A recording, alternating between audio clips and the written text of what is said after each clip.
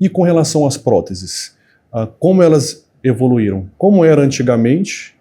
Como é hoje? E, aliás, o que você espera do futuro dessas próteses?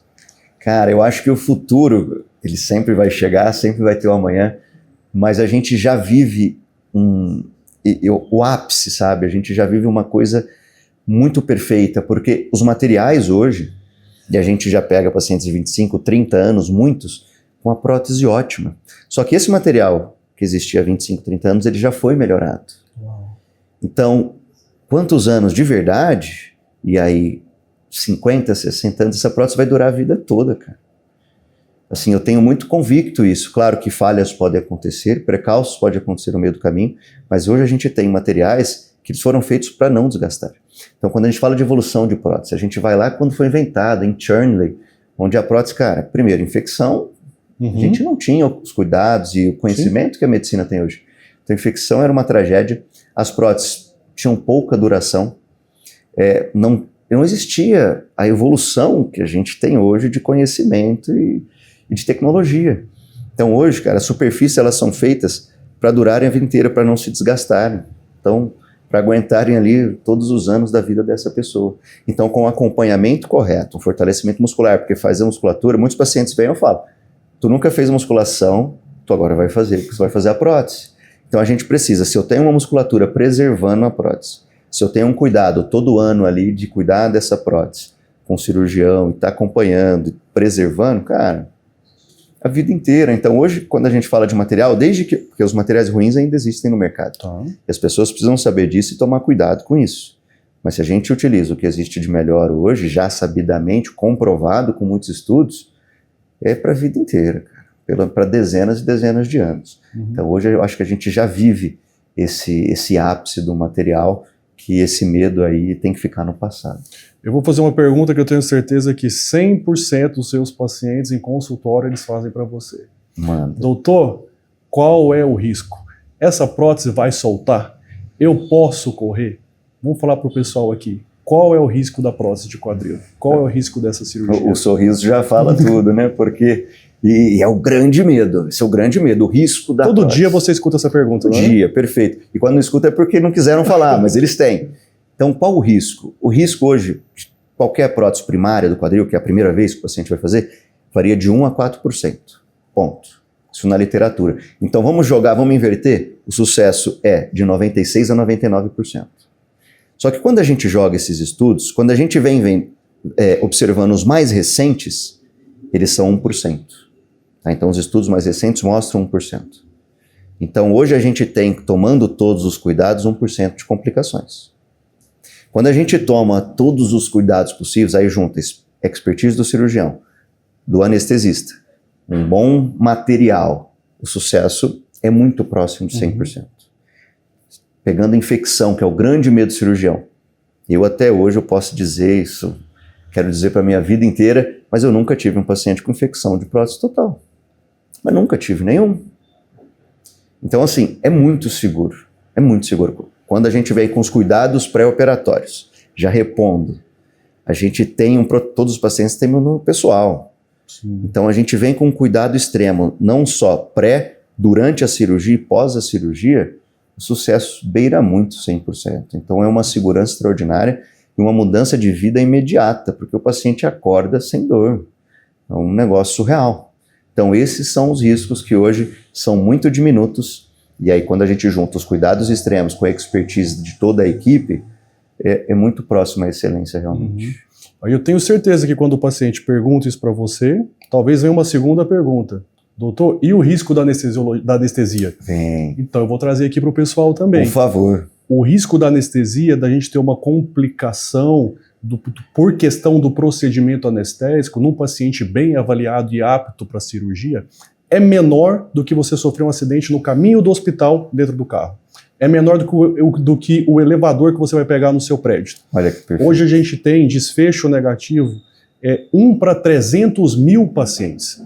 Então, se a gente associa uma boa técnica anestésica com uma boa técnica cirúrgica, um paciente bem avaliado, foi o que você falou.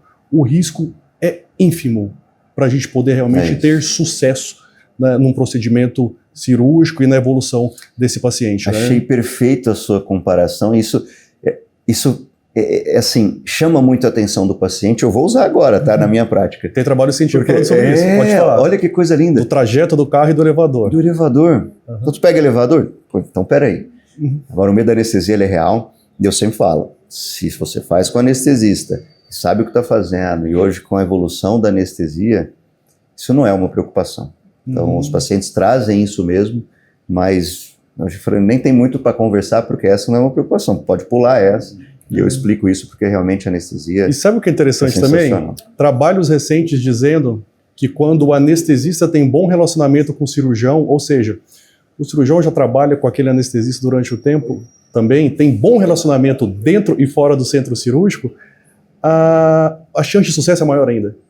Então, olha só, a gente traz... Nós estamos em casa. Então, a saúde que a gente tem fora do centro cirúrgico, a saúde que a gente traz para dentro do cirúrgico já é comprovado cientificamente, mais um ponto positivo para a gente ter um desfecho positivo aí nas cirurgias. Você tem falado sempre da equipe, das pessoas que te acompanham, uma anestesista, fisioterapeuta, educadores físicos. Qual a importância de ter uma equipe multidisciplinar para o sucesso? No pré, você já falou aí, e no pós-operatório também. Porque esse paciente ele tem que fazer atividade física no pós-operatório imediato, ou seja, fisioterapia, desculpa. Esse paciente não pode ficar só acamado, esse paciente tem que estar sem dor. Esse paciente tem que ser bem orientado no pós-operatório com relação à atividade física. Qual é importante de ter o Dr. Matheus, essa equipe grande, cuidando dos seus pacientes também junto, ajudando o desfecho positivo?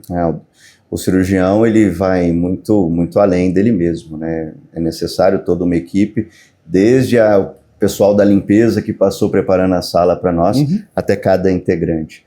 Então, para eu colocar um implante, alguém precisou abrir de maneira estéril e passar isso, né? Então, assim, cada integrante da equipe ele é fundamental para tudo. Então, começa com relacionamento com anestesia, uma boa anestesia que vai manter a pressão equilibrada. A equipe toda treinada, por isso que a equipe minha ela vai para todo lugar sempre, porque mesmo os instrumentadores, o mesmo médico auxiliar, isso faz muita diferença. E fisioterapeutas, cara, eu não entendo por que existem alguns ortopedistas que têm mau relacionamento com fisioterapia. A gente não vive sem a fisioterapia. Eu já vi fisioterapeuta elogiando a sua prótese nas redes sociais. Tem bastante. Ele colocou a foto, essa cirurgia só pode ter sido do Dr. Matheus. Quem te acompanha nas redes sociais já deve ter visto isso aí também. Assim, cara, porque a gente precisa do fisioterapeuta, não tem como uma boa recuperação sem fisioterapia. Isso eu falo para o paciente quando ele senta no meu consultório, na cadeira, falam, e a fisioterapia? Eu falo, não existe reabilitação sem fisioterapia. E a fisioterapia começa imediatamente no pós-operatório. Com ela a gente vai diminuir outros riscos que a gente até não comentou muito, como trombose, né, como a fisioterapia correta, diminui o índice de luxação.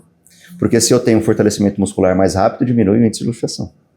Se eu tenho um fisioterapeuta treinado, eu diminuo a chance e aumento a orientação do paciente para que a prótese não faça movimentos ali no começo, em especial no primeiro mês, onde 74,1% das luxações acontece. Então, assim, a fisioterapia diminui complicações, reabilita o paciente mais rápido e não existe antes. Então, a gente começa no pré, no cuidado durante a cirurgia, toda a equipe, a gente passa no acompanhamento com o fisioterapeuta, o acompanhamento ainda com exames depois também laboratoriais e o acompanhamento muito juntos, como eu faço de cada paciente. Então, eu conheço o nome e sobrenome de praticamente 99 dos pacientes, que eu posso errar algum, mas exatamente porque eu tenho essa aproximação. Uma das coisas que eu gosto de fazer no final de semana é mandar mensagem para o paciente. Então, às vezes eu estou lá falando com 40, 50 pacientes, porque eu gosto de saber como ele está. E o paciente se sente seguro. Então, isso faz parte da medicina que eu aprendi, o cuidado do paciente, isso é o bom resultado. Eu já vi você operando o quadril de forma bilateral. Nossa, e eu gostaria de saber, é perigoso operar o quadril de forma bilateral? Quando você deve operar o quadril de forma bilateral e quando não pode operar o quadril? Perfeito. Quando a gente fala do quadril, são dois, né? São dois. Então, a gente fala de bilateral, estamos aí operando os dois. São poucos os cirurgiões, tá, no Brasil, provavelmente no mundo, que fazem cirurgia bilateral, os dois lados em um tempo só. Existe muito receio, eu acho que vem um receio também dos resultados antigos ou da técnica utilizada. Mas quando a gente fala de técnicas menos invasivas. E assim, não é para todo mundo, mas o paciente é elegível para isso. Todos os cuidados foram tomados, os exames foram feitos, o paciente não tem comorbidades, é um paciente com baixo risco, avaliado pelo cardiologista, pelo anestesista. Então, técnica menos invasiva, menor sangramento, tempo cirúrgico rápido, 100% dos resultados positivos eu tenho até hoje. Então, é uma segurança muito grande, mas não é para todo mundo. Tem muitos pacientes que vêm, doutor, eu queria fazer os dois lados. Eu falei, olha, desculpa, até vou operar uma paciente semana que vem, que ela veio fazer bilateral, a gente fez uma há 2 meses e pouquinho, e agora vamos fazer o segundo. Então, não é para todo mundo. Então, o paciente é elegível, com todos os exames e cuidados, avaliação do cardiologista, do anestesista, fazer os dois lados ao mesmo tempo é uma benção. É uma benção. Essa paciente do mercado, que falou que estava há 3 anos, é uma bilateral. Então, hoje tem 20 dias e 3 anos sem poder ir ao mercado. Ela faz um vídeo sozinha, andando sem dor, sem dificuldade, dançando, com 3 semanas depois da cirurgia. Bilateral.